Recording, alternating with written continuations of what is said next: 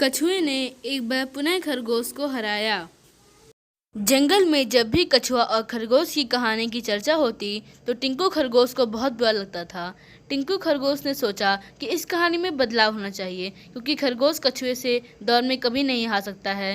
हो सकता है वो सदियों पूर्व कछुआ और खरगोश की दौड़ में बेईमानी की गई हो। वह अपने मुखिया और कुछ अन्य युवा खरगोशों को लेकर राजा शेर सिंह के दरबार में पहुंचा।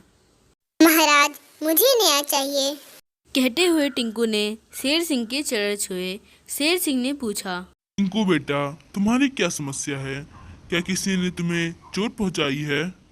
टिंकू ने कहा, महाराज, जंगल के स्कूल की किताबों में पढ़ाया जाता है कि कछुआ और खरगोश की दौड़ में कछुआ जीत गया था और खरगोश हार गया था। यह मुझे स्वीकार नहीं है।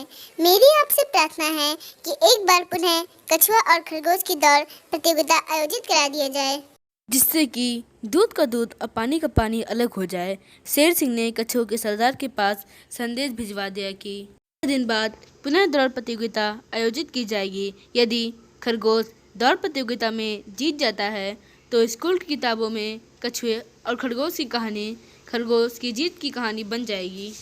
निर्धारित दिन निश्चित स्थान पर प्रातः 10 बजे से दौड़ प्रतियोगिता शुरू की गई। राजा शेर सिंह ने हरी झंडी दिखाकर दौड़ प्रतियोगिता आरंभ की। खरगोश तेजी से दौड़ने लगा और कछुआ अपने सामान चाल से चलता रहा। खरगोश घर से प्रण करके आया था कि रास्ते में वह ना तो आराम करेगा, ना ही अपनी गति कम करेगा। खरगोश को यह मालूम था कि उसके पूर्वज रास्ते में सो जाने के कारण दौड़ हार गए थे। खरगोश ने रास्ते में एक छायादार वृक्ष देखा। उसे तीव्र प्यास और थकान महसूस हो रही थी, परंतु वह न रुका। शाम को 6 बजे तक खरगोश मंजिल तक पहुंच गया।